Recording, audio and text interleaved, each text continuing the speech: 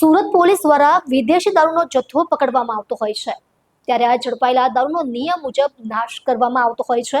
સુરત શહેરના ઝોન 4માં આવતા વિસ્તારમાંથી ઝડપાયેલા વિદેશી દારૂના 25 લાખના જથ્થાનો નાશ કરવામાં આવ્યો હતો।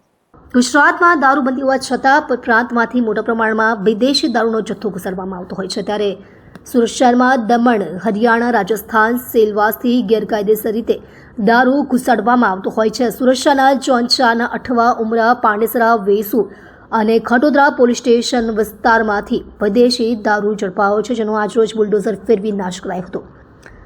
ગુજરાતમાં દારૂબંધી વચ્ચે પણ દારૂની હેરાફેરી અટકવાનું નામ નથી લેતી। પોલીસ દ્વારા દારૂના જથ્થાને ઝડપી લઈને છાશવારે કાર્યવાહી કરવામાં આવે છે, તેમ છતાં બુટલેગરો દ્વારા દારૂને ખેપ મારવામાં આવતી હોય છે।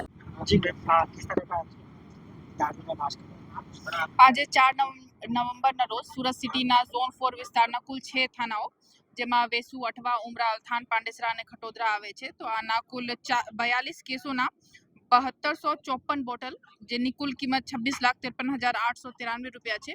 આના નાશ પંચનામા વિગતે એસડીએમ બંને અને પોલીસ ખાતાના બધા અધિકારીઓ સમક્ષ કરવામાં આવી રહ્યા છે અને આ કામગીરી થોડી કલાકમાં પૂર્ણ થશે।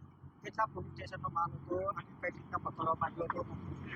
ટોટલ 6 પોલીસ સ્ટેશન છે, અઠવા, ઉમરા, વેસુ, ખટોદરા, પાંડેસરા અને અલથાણ, અને કુલ 42 કેસો છે અને અલગ અલગ થાનાના અલગ અલગ કેસો છે, જેમાંથી સૌથી વધારે વેસુના મુદ્દા માલ છે।